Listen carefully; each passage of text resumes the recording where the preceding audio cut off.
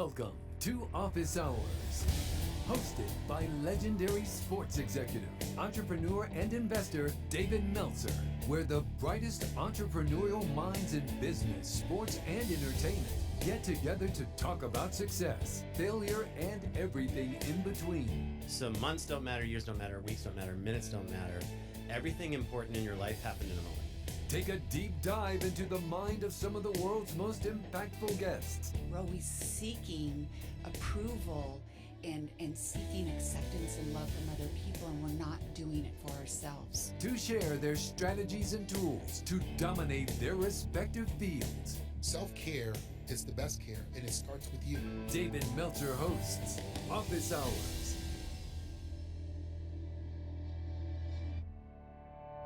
David Meltzer hasn't always had it easy. He was raised by a single mother and grew up poor, which made him determined to become rich. He wanted to buy his mom a house and a car, and just months after graduating law school, he did it. He built a portfolio worth over $100 million and ended up losing it all. But that experience gave him determination to success. He's been able to gain all of that back and more, becoming one of the world's top serial entrepreneurs and investors. Today, he's on a mission to empower over 1 billion people to be happy, providing as much value as possible in everything that he does. Coming up on this episode of Office Hours, John Coyle, Lashawn Merritt, Chris Calleri, Marci Hopkins, and Marshall Faulk, all confirmed in person. Welcome to Office Hours. I'm David Meltzer, and we have an extraordinary minutes and moments episode of Office Hours. I'm going to take a few minutes and a few moments to acknowledge my incredible co-host. Wing Lam is a passionate entrepreneur, restaurateur, and cultural icon, best known as the co-founder of Wahoo's Fish Taco, a nationally recognized brand that helped revolutionize fast casual dining. With deep roots in the surf, skate, and action sports communities, Wing has built a legacy on blending bold flavors, vibrant culture, and a customer-first mindset. Beyond the restaurant world, he's an outspoken advocate for small business, philanthropy, and community empowerment, often using his platform to support causes that uplift and unite. Wing's vibrant energy, authenticity, and decades of experience make him a beloved leader and an inspirational voice for entrepreneurs across industries. Chad Sansugan is a dynamic speaker, high-performance coach, and founder of Cannonball Moments, a transformational coaching company focused on mindset, leadership, and growth. Drawing from his background in top-tier sales and personal development, Chad has coached thousands of professionals to elevate their results through powerful storytelling, intentional goal setting, and emotional intelligence. He's known for his authenticity, infectious energy, and ability to connect deeply with individuals and teams.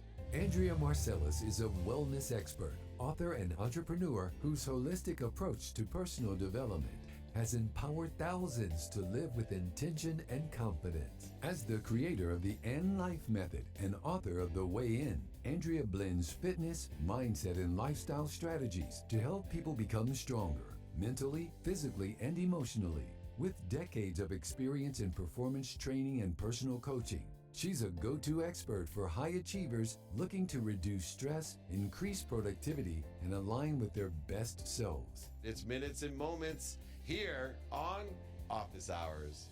Our first guest is John Coyle, Olympic medalist, keynote speaker, and best-selling author.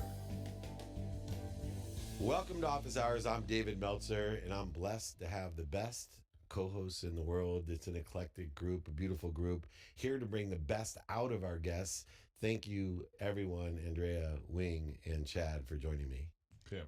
Pleasure. Amazing. Well, this is an extraordinary guest. Everybody knows John Coyle, Olympian, medalist. He is a professor. He's a speaker. He's been on every stage I know. He's also an Emmy award-winning analyst and announcer with NBC. But why I love John Coyle the most is that we share a passion. And the passion is the greatest asset that I have in my life. And there's a saying, and it's applicable to my life: money will come and go, but time, it only goes. And so many people don't utilize time as an asset. They don't invest their time. They don't see it as a capital type of expenditure that can contribute to every aspect of your life, professionally and personally. And nobody does it better than Professor John Coyle. Welcome to Office Hours. Thank you, David. Man, I'm so excited because the way you explain time, obviously you're extremely academic. I don't want to embarrass you, but when you go to Stanford and Kellogg, it doesn't get any better than that. Both those schools, by the way, had no problem rejecting me. Yeah. I don't know if they let Wing in, Yeah, but nope, not a chance. I know Chad didn't get in either. No. Anyways, but beyond the academia, where they really didn't teach time, even in my physics classes, they really didn't teach time. You have an entirely different perspective in teaching time. Share with us one of the great lessons about time that can change the way we look at time. Yeah, thanks, Dave. So, I mean, time is a form of capital, just like financial capital, human capital, and intellectual capital. And you invest your capital, right? I'm sure you have a portfolio of investments, right? Is all of it in CDs and savings? It's not, right?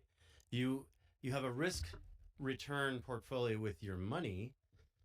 The same goes for time. We can't expect to invest all of our time in low risk activity and expect the returns from those investments. Now, do we need some safe nest time? Of course we do. But the notion, what I talk about time capital is that there are ways to invest your time to get massive returns, unicorn returns. There are kairos moments, we'll define that in a minute, where you can literally get 1,000, 1,000,000x on your investment of time. And we've all had those moments, right? Where time stops and everything changes and the trajectory is reset. You asked the girl out or you didn't. You avoided the car accident or you didn't. You got off the off-ramp or you didn't. You took the promotion across town. Like, these things happen in moments, and we have them occasionally, but you can also design them. It's fascinating to me. The most interesting thing is that you start out an athlete where it's about the shortest possible amount of time to achieve a goal. And what I'm interested is the expansion of time. I work in stress management with, busy professionals. And one of the most triggering things to the brain that I help people overcome is the idea of scarcity of time. So what is the number one way someone can expand their time in a day? So I'll elaborate slightly beyond that, which is I don't think any particular day matters. I think what actually matters is moments. So months don't matter, years don't matter, weeks don't matter, minutes don't matter. Everything important in your life happened in a moment. All those things I just described, they happened in a moment. Now, there might be weeks and months and years leading up to that moment, but occasionally in life we're given the choice, or we design the opportunity where we make something dramatic happen. The Greeks had two words for time, chronos and kairos. Chronos is clock time, we use that all the time. Kairos, much more important, 67% of all Greek text uses this, human time. The etymology is the archer releasing the arrow, and the meaning is when everything happens at once and the trajectory is reset. Wow. Wing. That's a lot. I know. Well, with, the people always asking for your time, because tell us whether it was talk about, the athletic part of your life or the business part, how do you decide how much time you get to spend and who gets it? That's a great question. It's a difficult one, right? Yeah. There's a couple of adages that I think sort of really work. The first is that life begins at the edge of your comfort zone.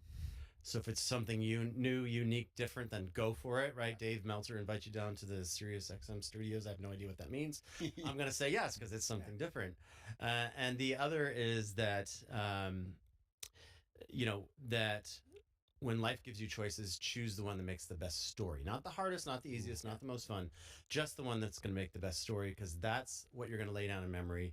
And when you can retrieve and pull that back up, we are the sum of our memories. That's our existence with time, is the sum of our memories. So John, listen, Olympian, Emmy Award-winning producer, 5-time TEDx speaker. I'm saying your accomplishments go on well beyond even your amazing education.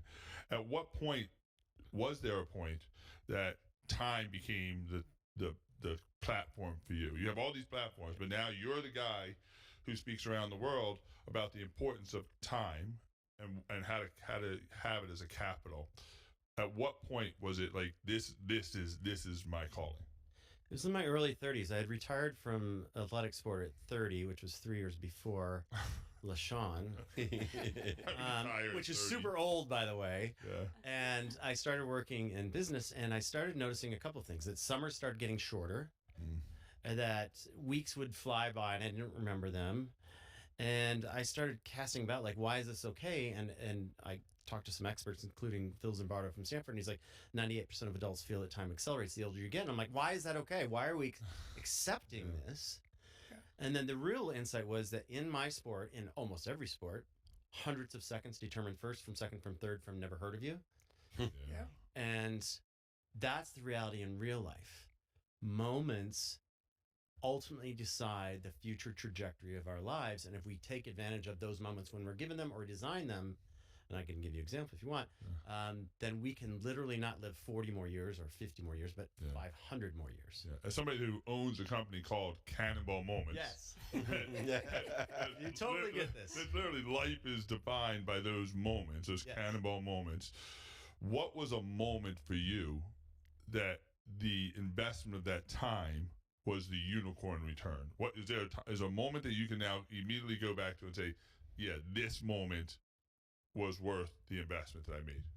Yeah, and Dave knows this story, but I'll tell you the shortest version. And in 20 seconds, the entire trajectory of my life's changed in 2006. So I made one Olympics. I get a silver medal. That sounds good to you, I'm sure. Sounds great. But in my head, I'm okay with it. I'm a The medal one-timer would still be first around my loser. neck. Right. One-timer first loser. That's the way I identified for more than a decade. And then I get invited to be the analyst for NBC, and so I'm back at the Olympics, and I'm warmly welcomed back. Everybody knew me, but I'm still a one-timer first loser in my head. And then I'm at dinner the night before the gold medal round in my sport, and a parent pulled me aside at dinner and in 20 seconds changed the entire trajectory. Like, it's the only reason I'm sitting here right now. So we're at dinner. He looks nervous. She says, I need to talk to you. I'm like, oh, okay. Now I'm nervous, right? So we walk away from the table, and he said, John, I just want you to know that we wouldn't be here right now if it wasn't for you. And I said, I don't know what you mean. He said, you won't remember, but 12 years ago, after you won your silver medal, you brought it to Bay City, Michigan, to a little reception at a pub. You put your medal around my son's neck, Alex. He was 11 years old at the time. He'd never skated before. The next day, he joined the Bay City Speed Skating Club, and tomorrow he's skating in the gold medal final. Everything in my life changed at that moment. I now speak about my sport. I never spoke about it at all. And I'm the analyst, and I coach, and I'm highly involved in the thing I used to hate. And if for not that moment, At that moment, it never happens. if you win the gold medal, you might not Doesn't matter. You might not even have been there. You might have The been more yeah. important moment in my life was that moment, Yeah, not the that's medal. what I'm saying. Yeah, awesome. That's incredible. We are defined and designed by the moments. And as we have but a couple minutes left, John, I would love, you've hinted at it over all of our questions. There is a way to design moments. I was hoping we could finish by you explaining how we can design moments. So, Andre, you know this already, but our brain processes time in increments, moments, 2 to 7 seconds long, roughly, generally speaking, can't hold more than 7 seconds. So every 2 to 3 minutes, our hippocampus is sweeping memory to the parietal lobe all around your brain structure, unless something interesting, scary, or exciting happens, and then your frame rate goes up to 20, 30x. So now you're sweeping memories 60, 70 times faster. This is why everything seems to slow down in a car crash, or you're about to ask that girl out you've been admiring for forever. So everything slows down because your frame rate goes up. Now, you got a multiplier here if you're in the flow zone. If you're really good at the thing you're about to do that's scary, risky, exciting, then your frame rate goes up 5x over that. So now you're storing memories 400 to 500 times faster, and most importantly, in a more highly recallable dense factor. So when you're doing something that's interesting, scary, exciting, and you're really good at it, you are not living 40 more years. You're living 500 more years. Wow. That's the essence of it. Uniqueness, risk, beauty, physical intensity, emotional intensity in the flow state. Which is why I love the phrase be more interested than interesting, because you're increasing your frame rate, increasing the longevity of your existence. The human experience is extended, and what a phenomenal way to impact and empower people. And to think, but for one person elevating your awareness to the impact that you had, you would have hung the skates up for life.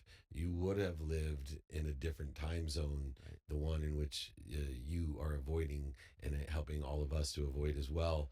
He is not only a world champion, he is my champion of time. John Coyle, it is a blessing to have you here as a guest on Office Hours. Next up, we've got Lashawn Merritt. Olympic gold medalist, world champion sprinter, and motivational speaker. Welcome back to Office Hours. I'm David Meltzer, and it is the time warp edition of Office Hours, and I'm here with my friends in the warp, in the flow, in the zone, incredible friends of mine, Andrea, Wing, Chad. Thank you so much for being here with me. Wouldn't want to be anywhere else. Could you imagine being one of the fastest people on earth? Like, think about that. Like, speed is something that no matter where you grew up, how you grew up, how much money you had, it is a currency. Yep. That's energy in the flow. Speed is a currency. And I always thought I was fast. And the older you get, the slower you get. And that's relatively and truthfully. But this guy is one of the world's fastest people, the 9th fastest time in the 400 in history. At one time, the fastest in history. Lashawn Merritt, thank you for spending your time with us on Office Hours. Uncle Dave, thank you for having me. Beautiful co-host beside you. I love it. And every time he calls me Uncle Dave, it makes my heart sing. And so I love thinking that I'm your uncle and somehow play a part in Love you. your championship. The reason that makes my heart sing is that you go beyond the Olympics, the medals, the championships. Your entire life is spent trying to empower mostly children, to give them this transformative vision that your mom especially has helped you have in your life. And you know the subtlety of success between being also ran, not known, to being one of the world's best at what everybody can do, no matter how much money or little money you have. Not everybody can be the best tennis player or golfer. Trust me, it takes a lot of luck in where you're born. But anyone on earth, Kenya, Saudi, US, Doesn't matter. you could be the fastest man on earth. And that's incredible. What was it that your mom did to give you that self-image that you could take your natural ability and take it to the empty mile into the world's best at what everyone on earth can do? Beautiful question. Unconditional love. Started with that. She always told me to have fun with what I did. Her and my dad would always tell me they were proud of me. My mom was the not the high achiever, but more of the high performer of the family. I saw her work hard day to day and have the respect and still have unconditional love for the kids and for them to have love for her.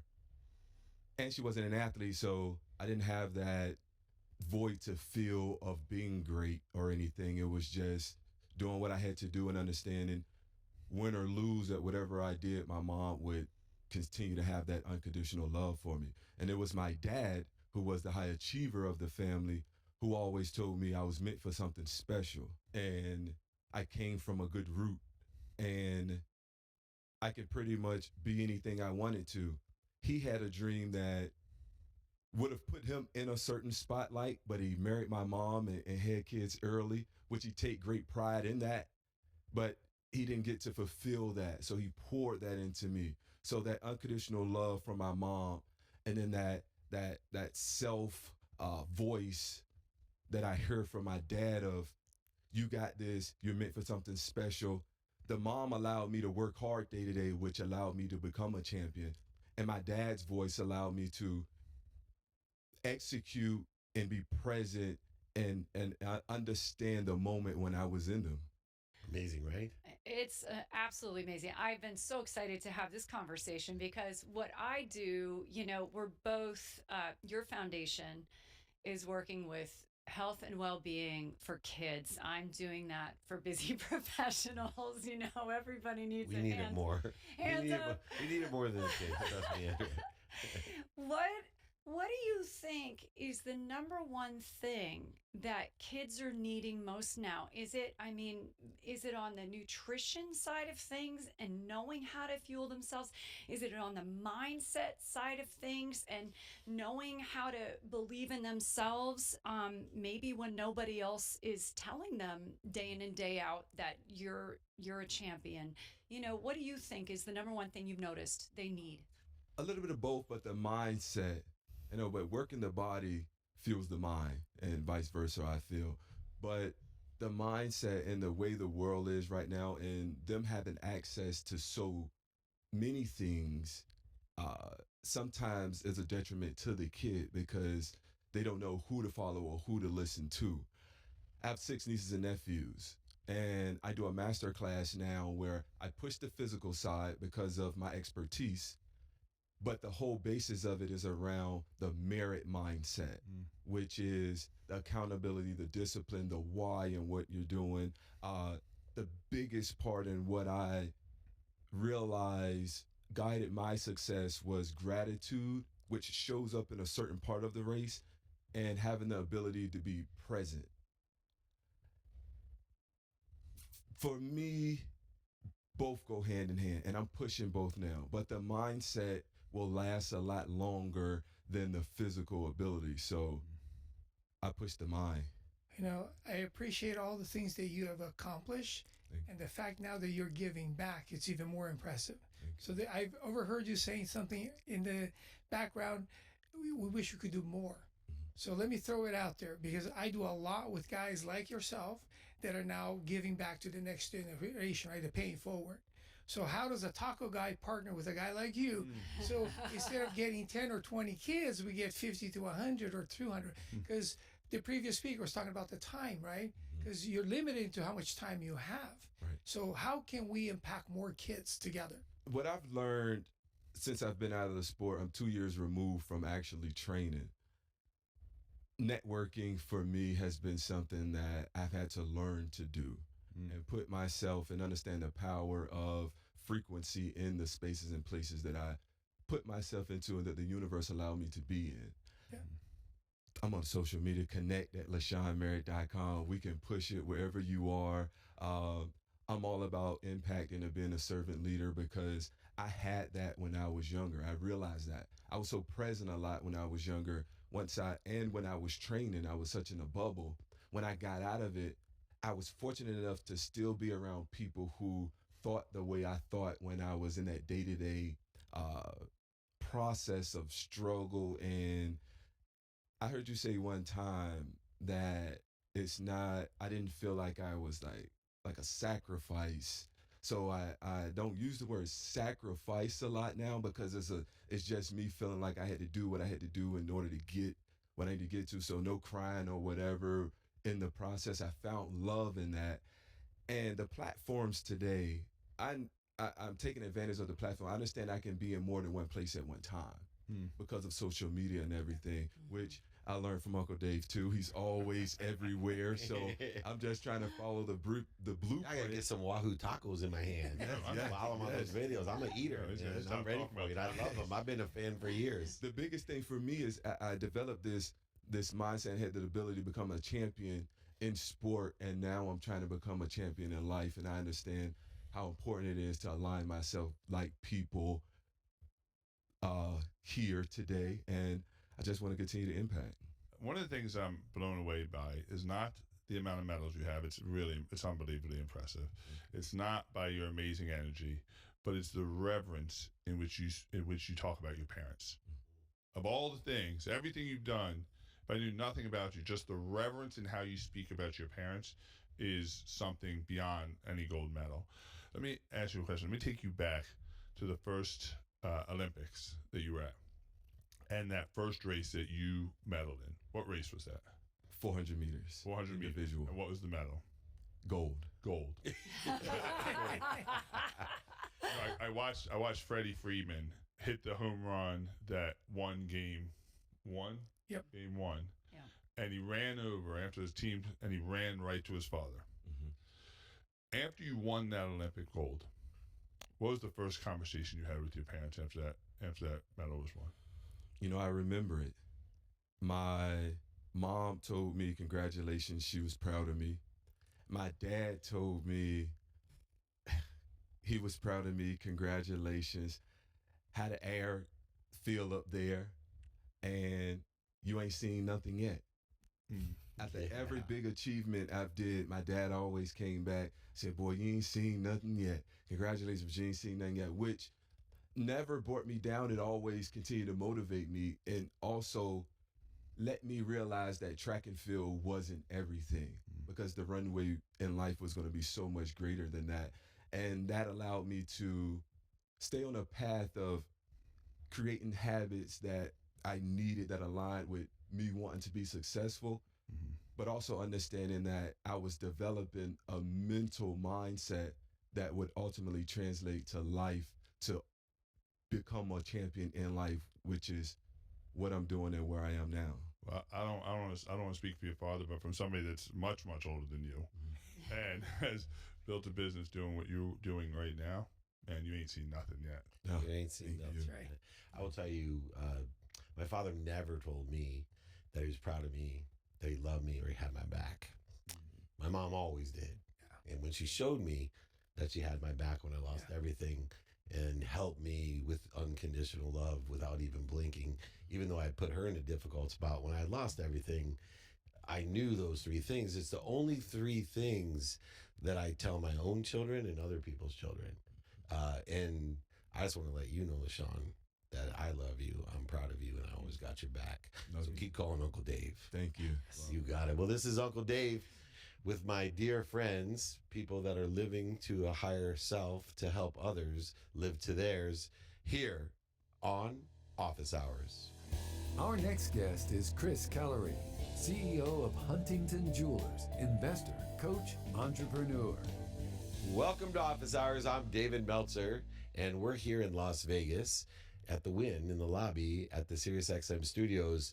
And Las Vegas is known for a few things. One, bling, and two, music or DJs. And our next guest, you wouldn't believe it, was one of the top DJs here in Las Vegas.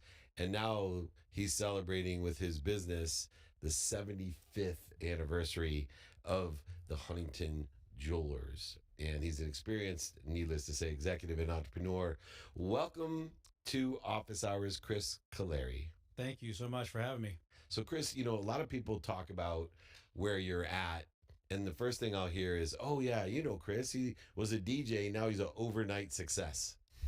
And I was hoping you could share with me what it takes from, I think, around 2005 when you were a house DJ to be an overnight success here in almost 2025.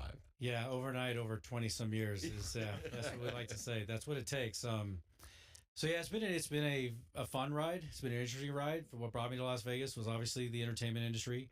Wanted to go pro, so to speak, to DJ, and got here, broke into the scene, got voted, like you said, number one house DJ in Las Vegas in 2005. And it had some success in that and played around the strip.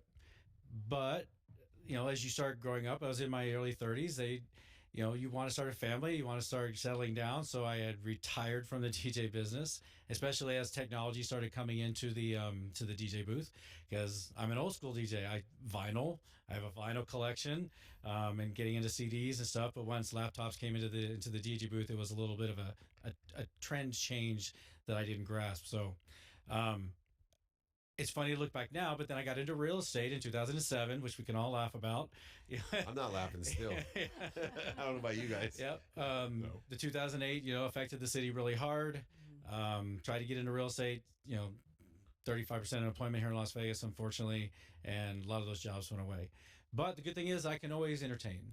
So I fell back into entertainment again, and I went and worked on some in the cruise industry. And I went on some cruise lines. I traveled the world for a good almost 2 years working the cruise lines. And my wife and I decided it was time for me to come home and start a family. So went back to school, got a degree in something totally outside, which was risk management and health and safety. Worked for some companies you've probably heard of, Caterpillar, and got into a whole different scene. And then it just went where my wife's passion has always been jewelry and industry, in jewelry and gems and gemology. And the opportunity presented itself for us to purchase Huntington Jewelers from the Huntington family that we had known for like 20 years. So we got in with them and we made a really smooth transaction. And we've been building that brand back up now into Las Vegas community. And like you said, we're celebrating 75 years tomorrow. What fascinates fascinates me about you is how many pivots you have had in your life. And I know, I mean, I've lived more lives than just my one at this point. And it's such an interesting thing. I know personally, like even with my business, my current one has been through 3 major pivots.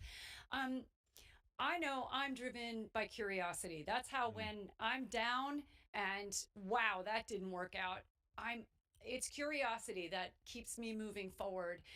For other entrepreneurs or people who are just, oh, my job just disappeared. What is it in you that lets you pivot and so successfully in industry after industry after industry? What's driving you and what allows you to just springboard into something new? Well, it wasn't always easy. It's become easier as we've gone through it. It's just the not giving up. You're just going to keep going, and like you said, success comes over a long term. People only think it was short term when they see you in the end. So, just not giving up, taking little bits that you learn from everything that I've done, whether it was from any company or every training that I've gone through, taking those 1, 2, 3 nuggets, and then moving on with those nuggets to help me into the next. And then also being okay to make a mistake and not being afraid and not letting ego get in the way and sticking by it and understanding when it is a mistake to move on and learn from that mistake. You know, we just got to keep moving. You know, being in the opposite ends of the spectrum. I make tacos that everybody says, hey, we need food every day. One could argue, you know, in the digital age that who needs a watch? You got a cell phone, but yet you're thriving. So what makes you do what you do better than anybody else in town? Well, I think of any business, it just comes down to, it doesn't really matter. You sell tacos, Yeah. we sell watches and jewelry. But in the end, we're both solving a problem for somebody who comes to us. My problem is finding out what that problem is and solving it through a piece of jewelry. Is it, you know, are they looking to get engaged? Are they looking to commemorate a birth? Is it they're looking for, you know, Chris, I'm going to interrupt you because something super interesting came to me, which is a historical statement that's made about value, right? I solve a problem. That's not necessarily all true, and especially in the taco business, by the way, and also in the jewelry and gem and watches business, because value is derived by giving people more of what they like or taking away what they don't like or solving a problem. And I think a lot of people discount the value of, like, I go to Wahoo's because it gives me more of what I like, right? I love tacos and it's the best one. So I love to go there. Not because I got a problem, right? I can eat anywhere. You know, it's a problem for my wife when I ask her, where do you want to eat? Not a problem for me. I want to go to Wahoo's, right? So same thing. I'm sure it's not a problem for my wife if I'm like, hey, would you like a new diamond necklace? So I think it's important because this is an entrepreneur show. Like, hey, we can make tons of money and help people by giving them just more of what they like. You don't got to solve any problem. That's true too. And I think you're in that business. I think both of you are in that business. I love it when my watch collectors come in and say that they're ready to expand their collection. Yeah. Oh, Yeah, I bet. Well, so much, I imagine, a business that's been around 75 years, it's about how you make people feel. Yeah. Correct. You know, and I imagine you're the best at He's that. really good at Yeah, the emotion is there. I love hearing the stories of our customers that come in today who tell me the story of they came to our store in 1952 when it was their grandmother and they were a little girl and they were sitting there playing with something that they gave in the store while watching their grandmother and grandfather get a piece, and now they're there and their granddaughter is in the store. I love the stories and seeing the people that we've had people come from all over, because we're not on the strip, we're a local store. So people make the trek off the strip. They fly to here from all over the world. It's you know, Mecca hub for the world in Las Vegas. And they'll take their Ubers, they'll come to our store from Toronto or from wherever in the country, Orange County. and they'll propose in the store. Oh, We've had proposals in the store. Yeah, things like that are really special. And we really tried to build a store that would lend itself to being on the strip. It's very special. It was just voted one of the coolest stores in the United States for our industry. We tried to bring a nice atmosphere and environment that you normally would see on the Las Vegas Strip to the local market. Yeah, so I'm blown away by this because this didn't start as a love for jewelry that you had. Your wife, my wife. Your wife had the love for jewelry. Is your love for the jewelry, obviously for your store, but is it more for you, not your wife, more for the love of entrepreneurship, more for the love of the game of business? And at that point, would it matter if it was jewelry or if it was tacos or it was something else? Are you a serial entrepreneur? And if so, what's driving that? I definitely have caught what I call the entrepreneuritis. And the funny thing is, I actually did try to step away from our company earlier this year for a short time, and it just didn't work. After 6 years being in the industry and in this business, plus it's a fun business. Yeah. Coming out of risk management, injuries, OSHA, stuff like that. It's a much different industry. OSHA or tacos? Yeah. So we have a good time. Everybody has fun. We have a good time doing this. So, with that being said, I've got the passion for the entrepreneurship, watching the business grow with some of our new ideas, what we want to see with our new venture. We want to see the jewelry business grow. It's kind of segmented right now in the high-end luxury space. So we're looking at doing that now. So real quick follow-up question. I know we're running short on time, but the founder of Rolex became Rolex because he created something nobody else had, which was a wristwatch. It's all about pocket watches. He said, no, people will never wear a watch on the wrist. And he said, yes, they will. And lo and behold, Rolex is Rolex. What is the evolution that you're going to bring in to have that different mindset about how jewelry is? Because my Ying's point is that, technology is creating watches be non-existent. I wear a rubber wedding ring. So how do you keep that mind in what's next? How do I evolve the jewelry space? How do I make sure that I'm one step ahead? I think especially with the watch market, it's about the mechanics behind it. Yeah. And it's about the emotion behind it. Most of my customers who come and clients who come and they want to watch it, just because it invokes something in them. Yeah. It reminds them of their father. It reminds them of something that happened in their past. It's a story behind the watch. And I don't see technology taking that away. I don't tell time by looking at this watch. This watch sends a message to people, and I think Shannon Sharp said it. It tells people that my time is valuable. Yeah. By wearing a certain watch. Like Chris Gardner, 2 watches. Yeah. Tells people I'm going to be on time. Whether it's a Rolex or if it's a micro brand or it sends a message. It sends a feeling. It does have a little bit some class to it. Yeah. And I'm still suit and tie. I wear a mechanical watch. I pride myself in the fact, I tell people this all the time, I've never had a electronic like Apple Watch or anything on my wrist. Now we don't own them in the family. Yeah. Other people in the family wear them, but I've never have. I like the mechanics of behind them. Love that. I love that too. And I have stories, as you know, my stories around my watch, but it was funny because my grandfather wore his watch upside down. And because it was easier for him to see the time. And he was a piano player, so he could play and check out the time.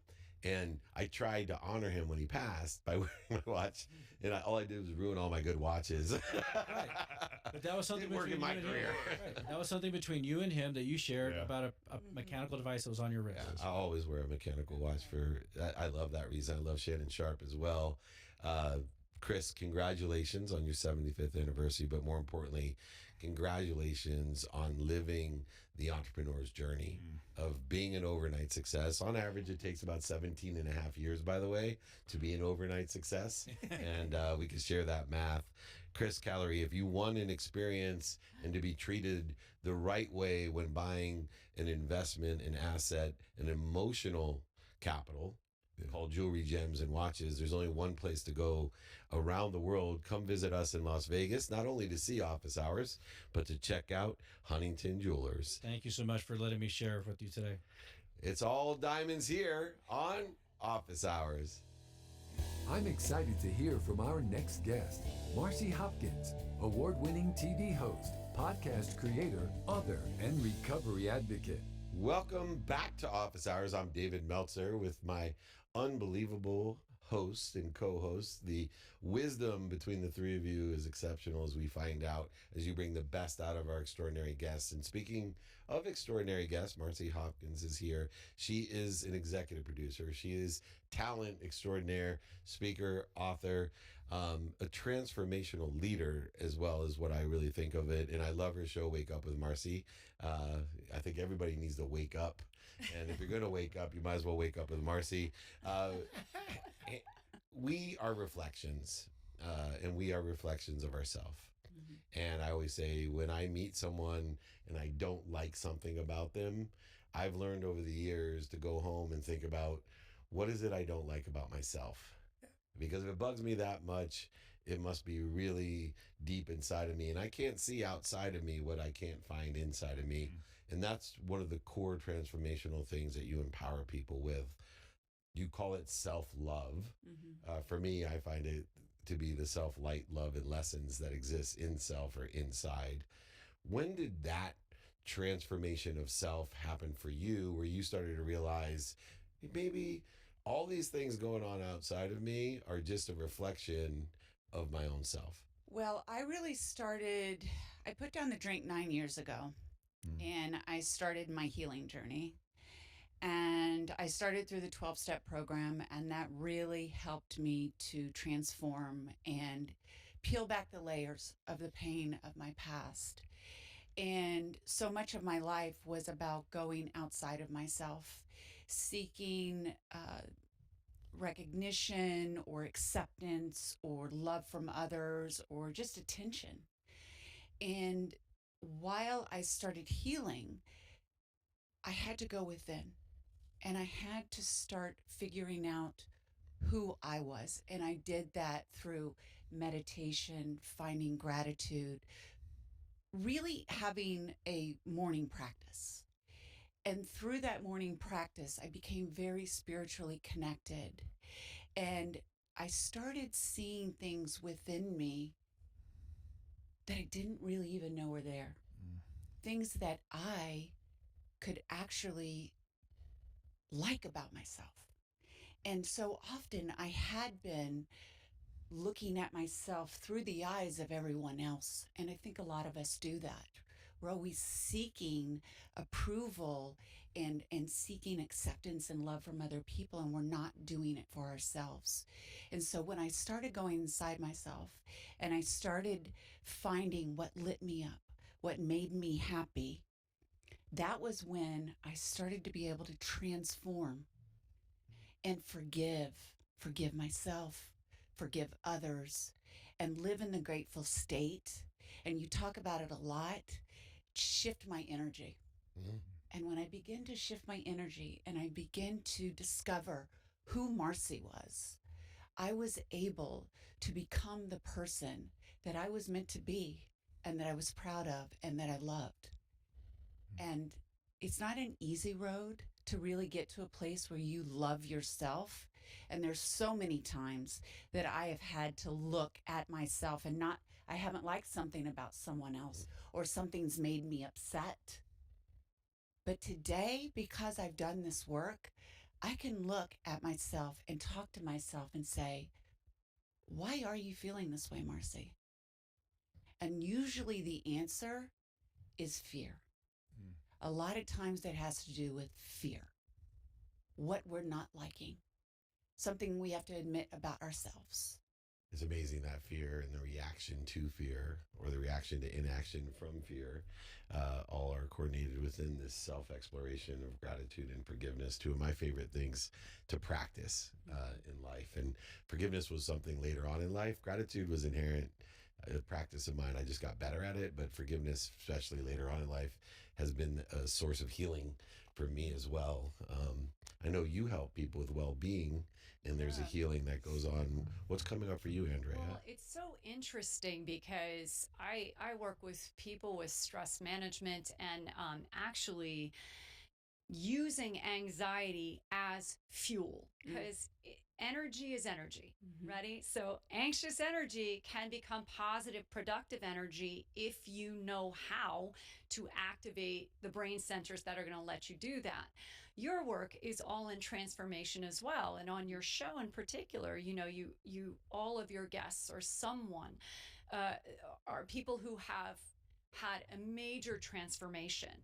And I would say, I would ask, what is kind of the number one first step you see people take when they are able to finally get out of the box they've put themselves in? I would say that the first step is looking at what has happened to them and getting over the sadness, feeling sorry for themselves, and recognizing that something has happened to them for a reason, and turning that around to do something for others. And a lot of times that comes in those quiet moments when we're laying in bed or we're in the shower and we are in sadness.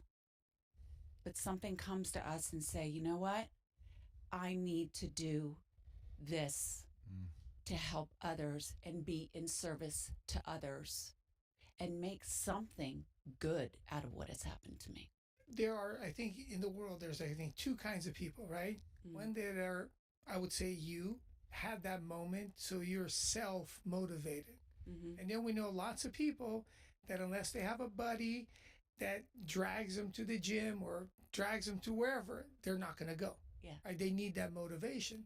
So how do you inspire both sets? Because the people that are self-motivated, you know instinctively when you're like, I need to change something. There's something wrong, whatever that may be, right? And then there's the other people, I don't see what's wrong. Right. I love that. There's a Life lot is of great. them who don't see. So how do you get those people that don't see it? It's right in front of them, Yeah.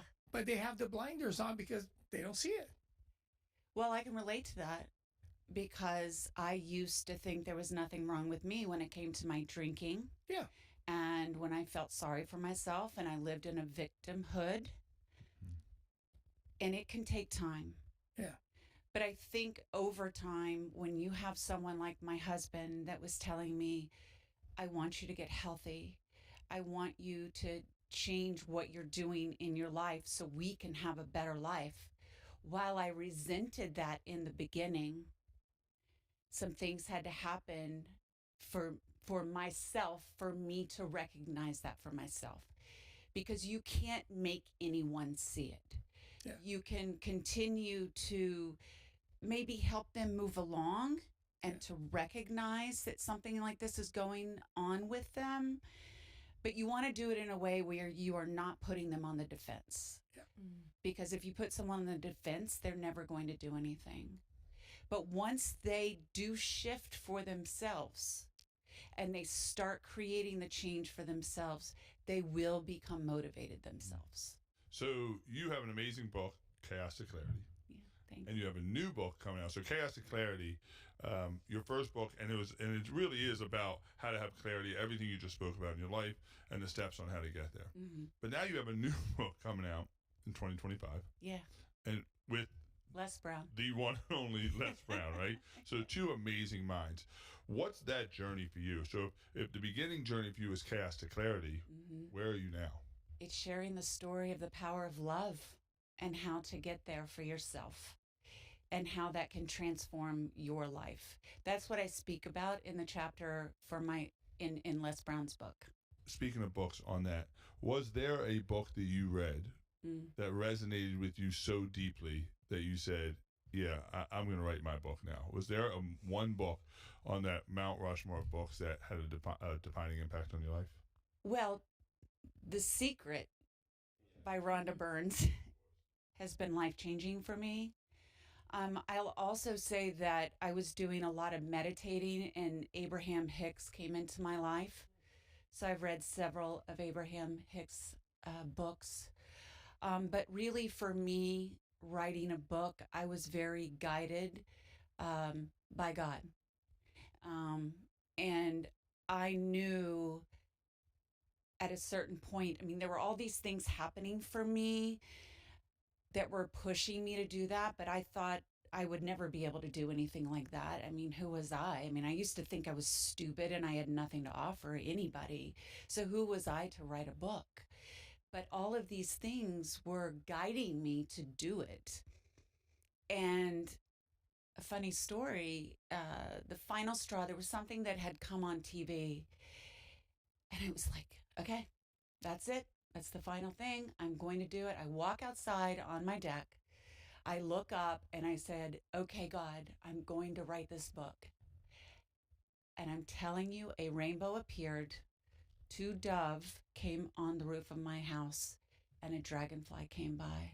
And these are the signs. My book is Chaos to Clarity, Seeing the Signs and Breaking the Cycles, which is generational cycles. But it's all about seeing signs, not only in your life, but what's on the other side and how we are being guided. And once you open yourself up to it, we are all being guided to our happiness, to the blueprint that is meant for our lives. We just need to be able to open ourselves up to it. What the reason I asked that question about the book was because when you were speaking, the whole time you were speaking, I was thinking Marianne Williamson's Return to Love, and about this quote of, who am I, right? Who are you not to? You're a child of God. You playing small does not serve the world.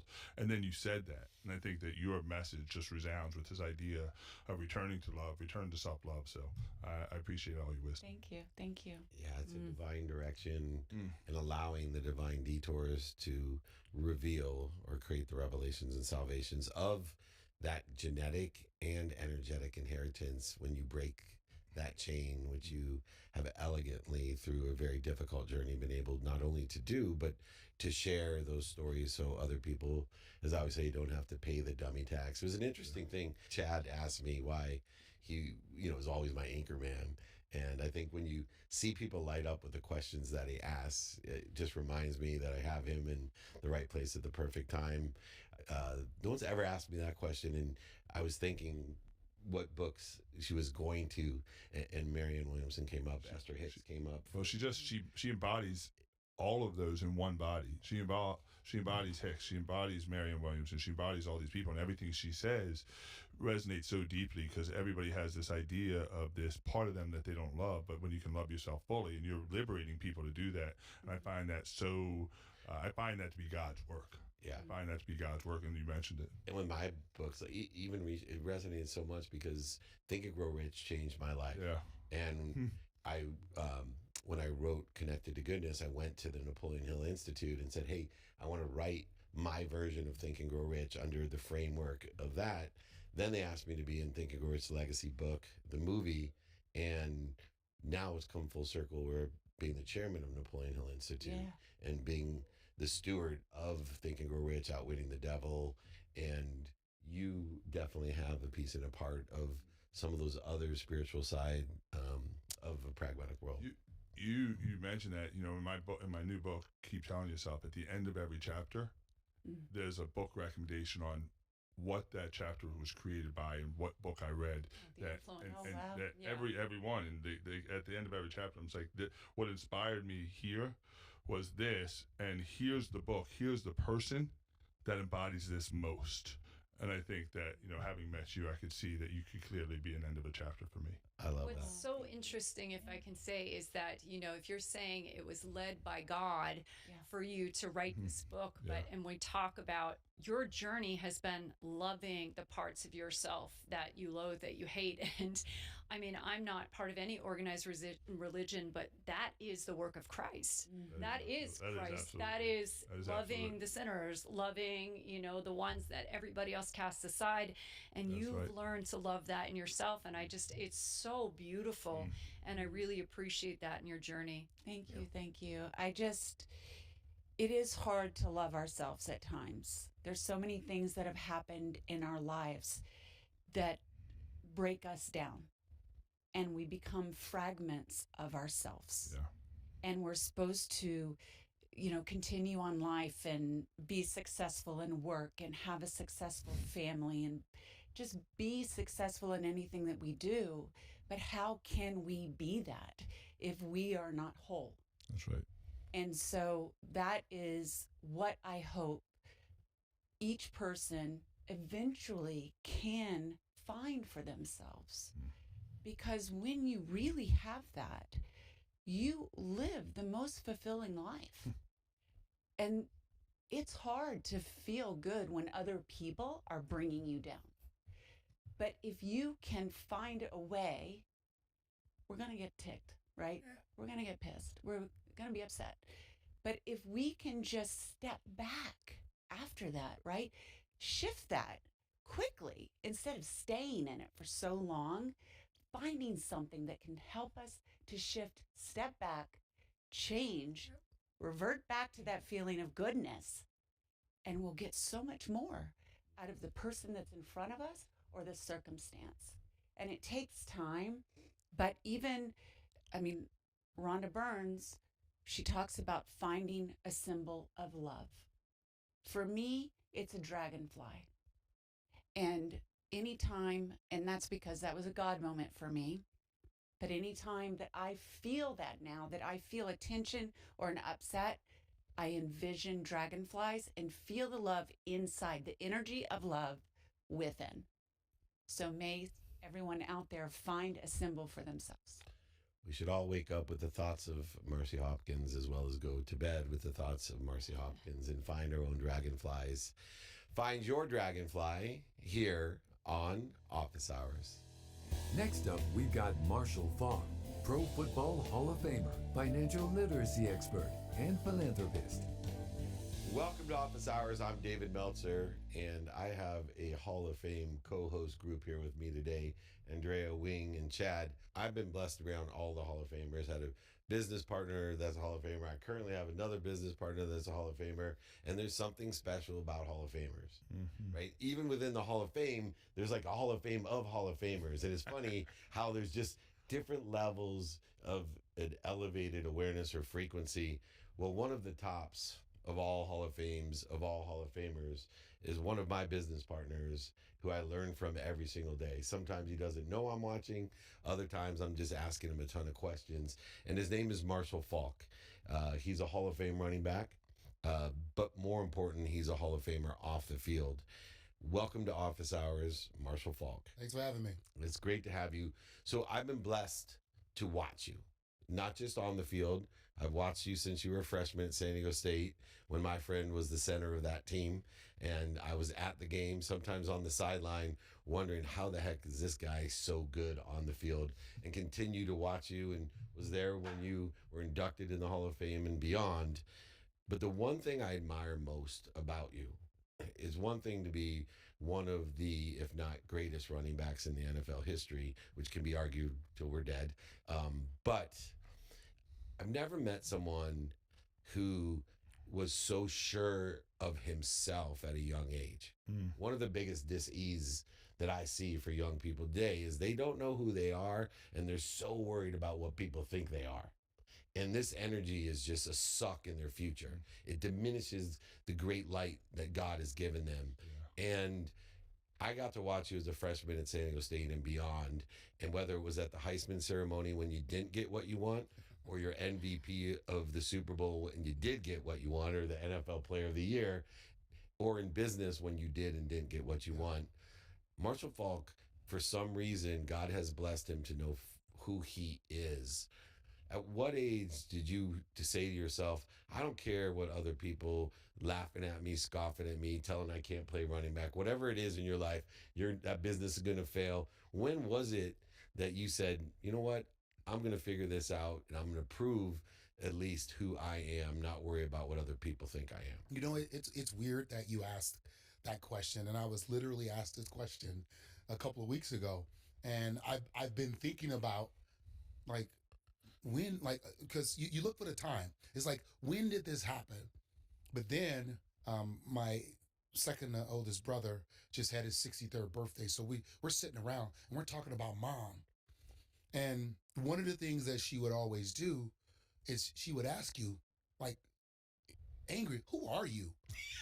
Who do you think you are? You had to tell her who you are. You know, it was like, well, I'm Marshall Faulk. You know, like, and you had to tell her. And if you said it like weak and timid, and she would say, that's why the world is going to eat you up. Wow. And her thing was know who you are, know what you want, and make adjustments trying to get there. Wow. And Wisdom. so we were talking about this, and this came up, and I was like, man, that's where it is. I could not put a finger on where it came from, and the power of what parents can speak into kids, good and bad. It's unbelievable. And we got to know that as parents, sometimes our fears, the things that we say, I don't want you to do this because of, I don't like, you're speaking fear into your kid because they can go out and change the world if you tell them the right things. And sometimes we're so protective that we literally build some little kids that's coddled, and then we wonder when it's time for them to grow up and they're 25, why they're not leaving the house, or why they still asking for allowance. Why haven't they graduated? Right, Yeah. like, hey, it's time for you to get off my health insurance. Why? Because they said so. Or my cell phone bill. Yeah, on a cell phone bill. But it literally, based on my brothers and what my mother used to do to us, it was my mom made sure that when I walked into the real world, hey, this is who I am.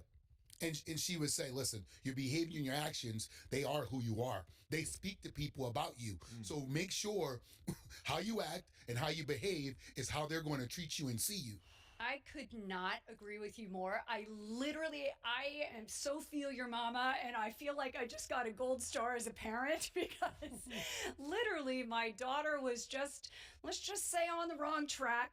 And I'm not yelling at her. I'm not punishing her either. I sat her down and I said, who are you? I literally used it, and I asked her to really think about who are you, what matters to you, and what do you want people to know about you based on your actions? And, my job is to keep you safe, make you someone who can take care of yourself and be relied upon. That's what I see my job in life being. You have to decide who you are. And I mean, that's incredible. And look at how that's resonated for you. So I feel good about parenting. And you Thank you, should. Marshall That's the Faulk. toughest job in the world. It's tough. I'm really excited to talk to you about this because you've transitioned yourself, I know, in the Renew Me Foundation into a organization into men's health. And Yes. boy, does this nation need a lot of help. And my specialty is simultaneous physical and mental well-being because they go together. And I do this for busy professionals. How is your organization reaching out, and what do you find to be the key to getting people to help themselves? Is it more they find their way in through exercise and then everything comes in, or is it mindset, mental well-being? What's your way in to get people to show all up? of the above. Successful men, they build really good businesses and they're financially healthy, but then internally they're not taking care of their body. We're not sleeping enough. We're not doing it. We're not doing the right thing. We're not exercising enough. We're not taking the proper vitamins. We're not going to the doctor enough, making sure that we're going to be around and enjoy the money that we've built. Right. And so I really try to focus on people whom have built wealth, the people that's trying to build wealth, the entrepreneurs that's out there, they're burning the candle at both ends. Like, I got to do it. I'm asleep when I'm dead. Well, you'll be dead soon. So good night. Just trust me. Like that, Right. what you're building is going to be more of a legacy. Like, you're not going to get to enjoy it, but if you do, we have methods and ways to help you to make sure that you don't cheat yourself out of enjoying what you've built. And a lot of people, they put so much into building, constructing, doing, and they forget that we can replace a lot of things, but I have not seen a life replaced. This body that we get, this vessel that we get to live in, you only get one. Yeah. You may get to add stuff to it or take stuff away, but they haven't came out with the Ozempic of you get to live another life. Right. Yeah. So true. 100%. So we try to talk to, and we target a lot of men, although there are successful women that do the same thing. But men, I remember growing up, My mom knew when all my doctor's appointments, and then I got married. My wife knew all my doctor's appointments, and my girlfriend knew all my doctor's appointments. And I'm like, I keep everything else in my calendar. In my calendar, why can't I keep my damn doctor's appointments in my own calendar? Is my health not that important? Now, it may be more important to them. Yeah. Maybe. Depends on your life insurance. Exactly right. Maybe. I mean, Chad even keeps his barber appointments himself, but not his doctor. I'm just saying, but it's a thing for us as men. We don't take care of ourselves enough, and the ones that do, are you taking care of yourself for you? Or it's because, I want to be around to walk my daughter down the aisle, or I want to be. It's not just I want to be healthy just because I want to be healthy and I want to feel good. 100%. Beautiful. Well, as a fellow As San Diego State alum, there aren't that many guys. I am good friends with Todd Light, your former teammate as well. Yes. So it's a very small world that we finally, after all these years, get to sit here face to face. But in the sense of giving back, right? What do you empower? Like, how do you motivate these people to actually go to the gym, like do something, not only the exercise part, the mental, but about the eating? I mean, all of them kind of come together. So how do you do it? Yeah. Inspiration is one thing, but education is the most important. And educating them and giving them the information. What really helped me was when I got out of the game and my body I was banged up, and I was like, okay, I'm not taking meds. I'm not doing this. I'm not going to lift any weights. I got to let my body heal. Yep. So I took about a year and a half to 2 years off. I gained about 15 to 20 pounds, and I was like, all right, but I feel good. Yeah. Now I can start working out and doing the things because my body has finally healed. It took me 2 years to heal from the last game I played. Wow. And I got stuff fixed, got my knee fixed, got my elbow fixed. Just things were bothering me to where I could lay down in the bed and have nothing hurt. And then once that happened, I understood that, the time that it takes for you to then take care of yourself, you have to give yourself that time. Nobody else cares. Nobody else cares. So in doing that, self-care is the best care, and it starts with you. And encouraging men to get the information and the education around that. When I sit down with you and I say, my doctor looked at me, I was borderline hypertension. It was like these things. He was like, as a black man, 50, 55 maybe. Ooh. Wow. And you're Average age of the Hall of Famer is 58, by the way. I was like, what? 58. What? So, What? all right, cool. Game on. Got to change some things. Yeah. Got to do some things better. Mm-hmm. And then once you do it, I'm a person that if I'm talking about something, it's because I've done it. Like I don't get behind things that I'm not doing. I'm not just selling goods and products. Like if I don't have it, I ain't talking about it. Yeah. Like I'm not pushing it. I might inquire or I might have a conversation, but I'm not pushing it. So I got behind this. Dropped about 25 pounds, got myself in shape, stopped lifting weights, started doing bands and just start doing bands and cords and stuff like that. Start riding the Peloton, like really getting into like what physical activity do I want to do? And just that little conversation with my doctor about my timeline and where I was headed, that information was enough for me. And I think guys need to know that. Like go to the doctor, let the doctor tell you like, hey, if you keep living this life, you keep eating the burritos. You need healthy wahoos, though. Healthy Not wahoos. the tacos. The fish tacos. The burritos. Yeah, tacos is different. Yeah, Totally. fish tacos Different very thing. different. You know what I'm saying? You stick with Sorry, the carne Robert. asada, Sorry, the Roberto's. carnitas. Yeah. That's hey man, like literally, you gonna bust a vessel. Yeah. And here's the thing. Here's men. Here's what we do. That damn check engine light come on, and we won't go get checked on. In the car, when that check engine light come on, it's telling you to take the car in, and we get that check engine light, and we get the warning, and we just kind of like, I'll go, It'll be all right. I'll go, and then all of a sudden the car stops, and the question is, when that car stops, can they get you back running? What's crazy is how you introduced him. I've got to spend a lot of time around you over the last year, and it's amazing to me because you talked about self-confidence and everything your mother taught you, but there's not a hint of ego.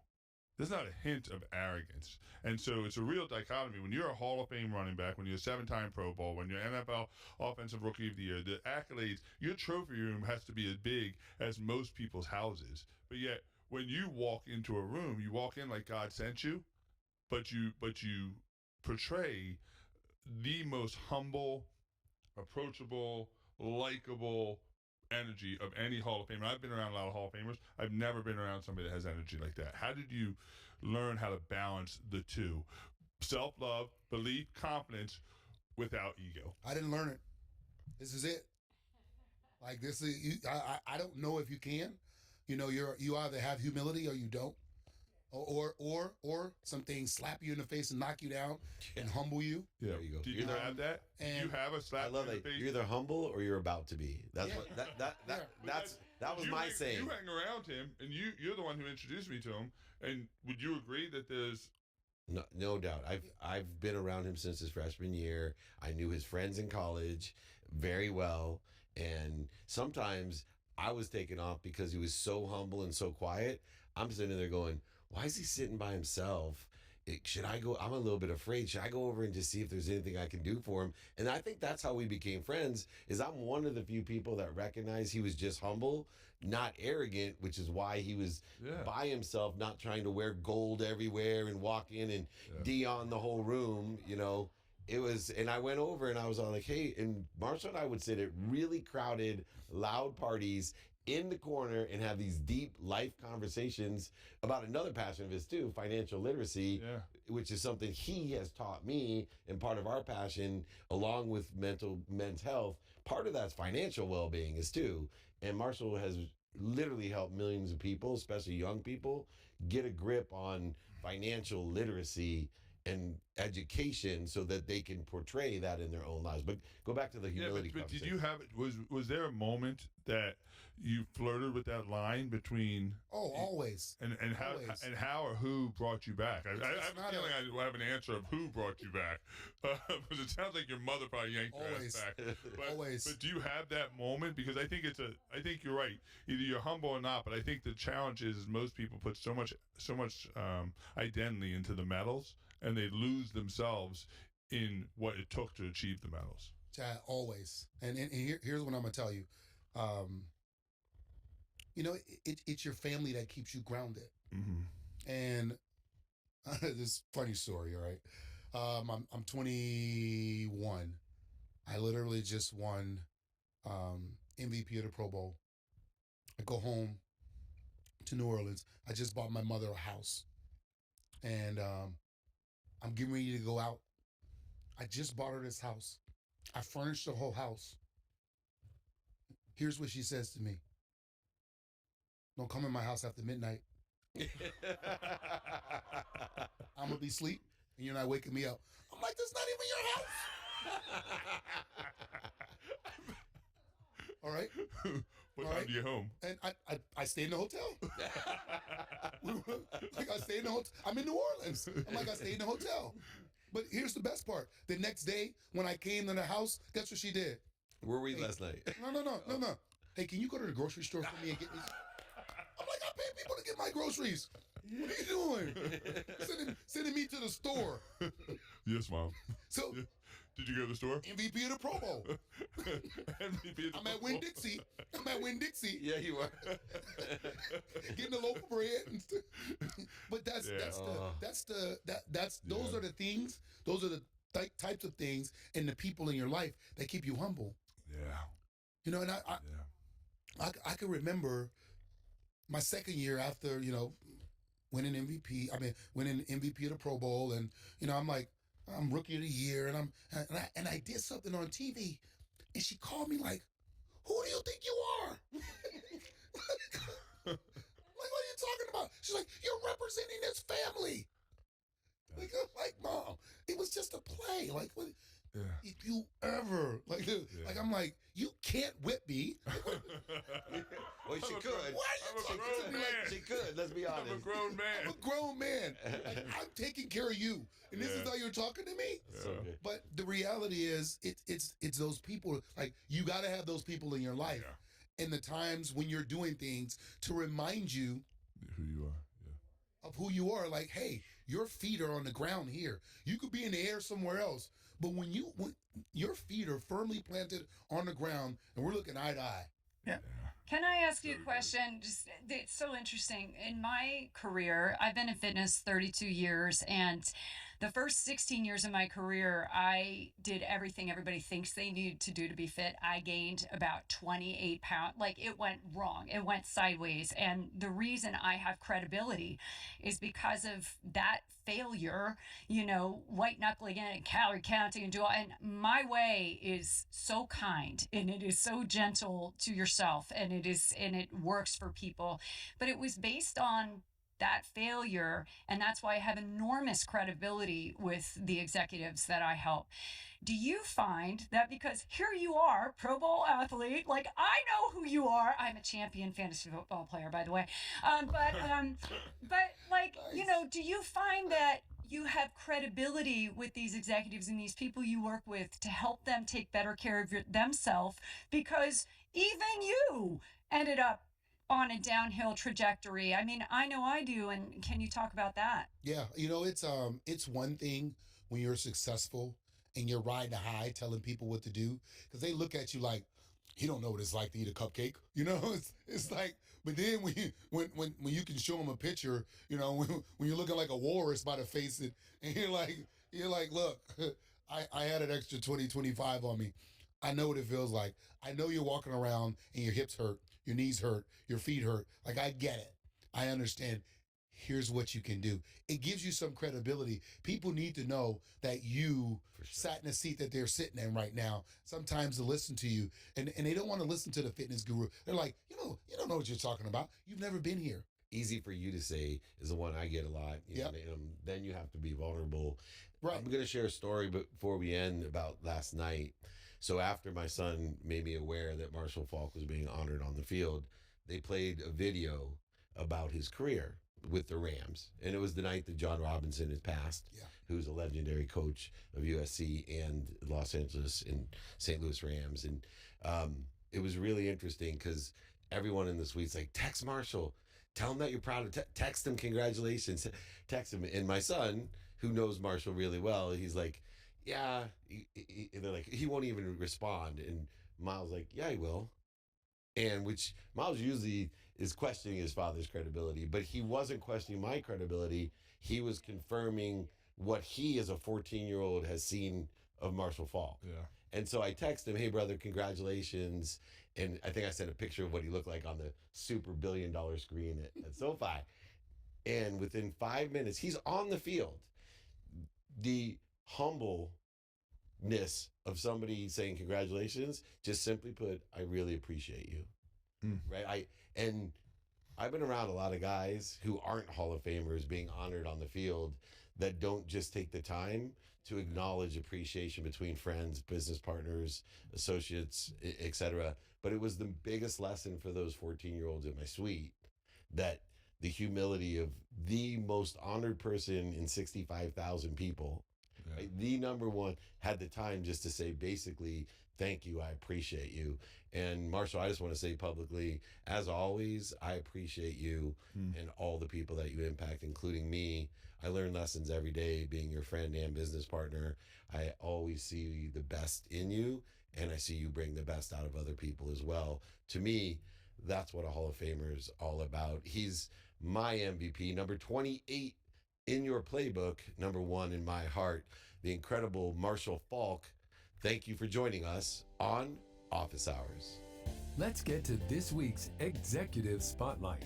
Ike Shehadeh, founder of Ike's Love and Sandwiches. Ike Shehadeh is a bold entrepreneur and dynamic business leader, best known as the founder of Ike's Love and Sandwiches, a beloved sandwich empire known for its quirky branding, massive cult following, and unforgettable flavors. What started as a small sandwich shop in San Francisco has grown into a nationwide brand with a passionate fan base, thanks to Ike's commitment to authenticity, creativity, and exceptional customer service. Driven by a love for community and a flair for innovation, Ike has carved out a unique space in the competitive restaurant industry. His fearless approach to branding, combined with his hands-on leadership and exclusive mission, has turned Ike's into more than just a restaurant. It's a movement. Welcome to Office Hours. I'm David Meltzer, and we have an incredible executive spotlight. This guy brings a lot of love, collaboration, coordination in his movement every single day. If you haven't checked him out on YouTube, it's Vote for Ike Shehadeh. It's Ike's Love and Sandwiches. I love Ike, and I love his sandwiches. Welcome to the Executive Spotlight at Office Hours. Oh, man. I love you, too. Thank you so much for having me. You know, just the word love has never been utilized before with sandwiches, a deli, a location of a community. But to utilize love in the business world, there's always been quite an amount of resistance, competition, and scarcity around a word that means the polar opposite. Tell me a little bit about the journey, the love journey, that was full of pain, setbacks, failures, and mistakes and struggles that has gotten you to the point of over 120 stores and now venturing in an exponential growth pattern to be one of the largest love and sandwiches establishments ever created. Oh, well, so when we first decided to add love to the name, because initially Ike's started as Ike's Place as a full cafe, and we ventured outside of California, I remember my first day in a certain state, I'm not going to bust the state out, where we were passing out flyers for a grand opening, which we ended up doing on Valentine's Day to coincide with love and sandwiches. And I'm like, hey, I would love to buy you a sandwich. And they look at the flyer, and I remember this guy looked me in the eyes and said, love and sandwiches, I would never eat at a place like that. And you said, thank you? And I said, oh, well, you don't love sandwiches? And similar to when we were in the parking lot the other day, some people didn't want to take a free gift because it went against their beliefs. So here I was attempting to feed somebody, and they said not. But unfortunately, that has been a big, in the beginning, so this was 2012, in the beginning, a big hurdle for people they couldn't put together love in anything. And so this is before mission statements were a big thing in Silicon Valley and outside. We were bringing that to what we did, even in the face of resistance. And so that led me to start thinking, well, we didn't want to stop. And by we, I mean, first of all, I didn't want to stop, but also we took internal, so do we want to stop loving people? Do we want to stop caring about people or loving sandwiches and caring about food? The answer was absolutely not. So we're going to still do it even though this guy said no, and this guy said no, and that person said no, or a lot of resistance to that. Because all it matters is what you want to be in business doing. Doesn't matter what people want to buy. So this person didn't want to buy love, but it didn't mean if we didn't keep loving that people wouldn't want to buy that. And now it's totally, there's probably mission statements in almost every single business. They probably talk about love and connection and acceptance in almost every single business that's around right now. But putting our foot down and saying this is what we're going to stand for and being in that space, it really taught me specifically and the company that all it matters is what we believe in, and then the people will show up that vibe with that. You know, it's so interesting with that vibe. I always say initially when people are presented with an idea, a thought, a person, a place, a thing, or an event, 10% of the people love it no matter what. Yeah. 80% need more information, and 10% hate it no matter what. Like the person that hated love and sandwiches, or resist it no matter what. And all of those percentages can change according to the consistent and persistent articulation or amplification of that energy, that vibe, that frequency. And it takes time. I always say progress only has one speed, not fast enough. And we need to have not only wisdom over time, but faith, because it's the lack of commitment that determines our success, not the mistakes that we made. We often, though, get distracted or disappointed by other people's opinion. And I imagine in the restaurant world, in the cafe world, in the sandwich world, that the opinions sometimes are not necessarily part of an action. The opinion is part of a reaction. And so how do you deal with the percentages of people we know that love you no matter what? But what do you do with the other percentage that needs more information? Or we've already discussed what you do with the people that resist the frequency. So in that bigger portion of people, and as you have exponentially grown to over 120 stores and will keep on doubling faster and faster the amount of stores that you have, how do you collaborate and coordinate with the middle that need more information about Ike's love and sandwiches? Getting to the middle, because for sure there are people, and I show up and I serve We them. witnessed it when we were walking the parking lot at the Rams game. Yeah. Right? Some people right away, oh my God, can I take a picture with you? Yeah. This is the best sandwich ever. And other people like, no, not my, nothing for free. Yeah, exactly. In fact, this morning on my way over here, I was looking through some interactions because I recently opened up a cafe in New Orleans. And New Orleans loves their po' boys. They love their sandwiches. And obviously, my bread is way different than traditional po' boy bread. And then we started, when people ask what's the difference, say in New Orleans with Ike's and in a different po' boy place, I said, well, we're high vibration. We make our own bread. We make our own sauces. And when I said high vibration, somebody said, are you from New York? We don't talk like that here. And I thought, well, no, I'm from San Francisco, which is probably the opposite of New York, if there's such a thing. And, well, that's fine. We're here, we're love, and we're sandwiches. And this person kind of got really turned off by the term high vibration. We were just talking about those people that vibe. And I noticed when I was talking to him that no matter what I was going to say, he was going to combat it with, that's not how we do it here. That's not how we do it here. And I said, if we always do how we do it here, we never make progress. So it's fine. And if you don't like the vibe here, I'd prefer that you did. But if you don't, I didn't make you come in here and I didn't make you want to eat. We're going to do this. And he ended up not buying something because he didn't like our vibe.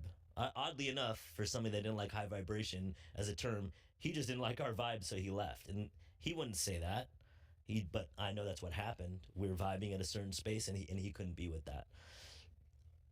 But what we're seeing is that if we just do what we want to do, outside of the people that are just automatically going to love me, we just do what it is that we're going to do, and you just continuously do that, and not worrying if the 80% are going to follow you or not, and only stand for what it is that you want to sell and how you want to sell it, then those people will, if they're on the same vibration as you, same path as you, even if they just want a good looking and good tasting sandwich, even if that's the only vibe, they'll eventually go, oh, I love this place. And they'll be the mouthpieces for you.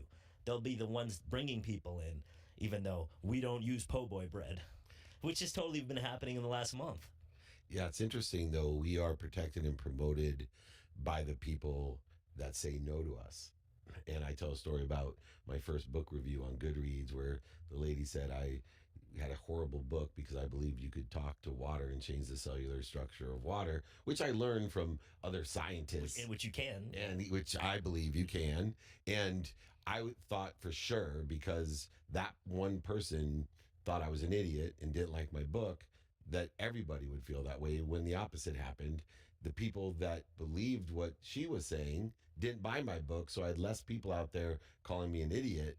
And unbelievably enough, people that never would have bought my book because they didn't agree with her, people like you, were like, oh, that guy believes like me, I should buy his book. She was free advertising. So it actually benefited me to have someone that strongly disagreed with my point of view, my perspective. And so in that inspiration, I know when you were standing in front of your first store in San Francisco and nobody would even take a free sandwich, they were resistant, that you were made by those people.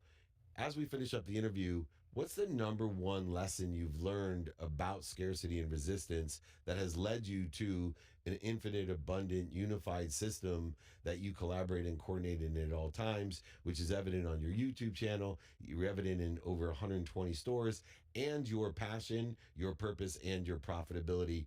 What is that key takeaway that has inspired you through that journey from nobody taking a free sandwich to amazing success? Yeah, that's exactly how it went. And in the beginning at Ike's, once we got popular and once we got busy, we had 3-hour lines, so much so that I raised the prices so I can pay my people better because we were under stress every day. They were, me too. And as we were raising the prices, we noticed, even though the wait was 3 hours, because in the beginning, we were $7 for a sandwich. Imagine the sandwich for $7 in San Francisco. Yeah.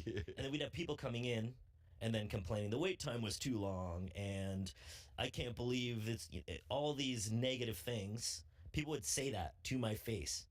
I've had sandwiches thrown at me because it took 2 hours for them to get their food. So we raised the price. The wait time got longer. And what we noticed is the jerk customers disappeared, because a jerk isn't going to wait for 3 hours and pay $10 for a sandwich, even though at the time $10 was probably the most expensive sandwich in San Francisco. And so then all of a sudden now we're not getting bad reviews anymore because the jerk customer disappeared, and only the people that love food enough to pay $10 and love food enough to wait in line for 3 hours were coming in. And then those people were easy to wow. Those were the easy converters. Maybe they might not have been the first 10%, but they were in the 80 that were convertible, as you mentioned. And then being in the space of, well, I just want to sell what I want to sell, and I only want to sell to people that want to buy what I have, versus the person that's only going to care about price. Say back then it was those people with the $5 footlongs or a $5 extra value meal like most of the places do now. That's not my customer. And I don't want to sell to that person either. Right. So who do you want to sell to? And how do you want to sell them to? And what do you want to sell them? If that's all you focus on, and by sell, it's whatever's inside of you. It could be a product. It could be your knowledge, like when I'm talking on my YouTube channel, or it could literally just be how you interact with humans. Whatever vibes for you, just do that. So that's what I learned, is only sell what you want to sell. Only sell to who you want to sell to, and only sell how you want to sell it. And everybody that wants that and that vibe will come to you. And if it's not that many people, all the better, because then there's no competition in that space where people want all these things and they have to buy it from you because you're the only one selling it the way that they want to be sold to and the product that they want to be sold. If what this extraordinary entrepreneur is resonating with you, then you're full of love. If you want to be protected, promoted, and perfected in entrepreneurship, you need to follow someone like Ike Shehadeh. He is an amazing entrepreneur. He is the founder, CEO of Ike's Love and Sandwiches, over 120 locations and growing. Check him out, especially his YouTube channel. Vote for Ike Shehadeh. Thank you, Ike Shehadeh. You are an amazing person, and I love your sandwiches and you. This is David Meltzer with Office Hours. Now, a quick word to honor our Unstoppable Entrepreneur honoree. The Unstoppable Foundation is a nonprofit humanitarian organization bringing sustainable education to children and communities in developing countries, thereby creating a safer and more just world for everyone. Their mission is to ensure that every child has access to the lifelong gift of an education. The recipient of the Unstoppable honoree is selected each week based on their mission-driven values and has the opportunity to join the Unstoppable Foundation in using their proven model to build schools and impact developing communities worldwide. This week's Unstoppable honoree is Marshall Faulk, a passionate sports legend and philanthropic champion who has elevated both the game of football and the communities he serves. Thank you, Marshall, for your unwavering commitment to inspiring future generations and driving positive change through your influential platform. Thanks for watching this week's episode of Office Hours, and a special thank you to our featured co-hosts and guests for joining today's episode. See you next week on Office Hours.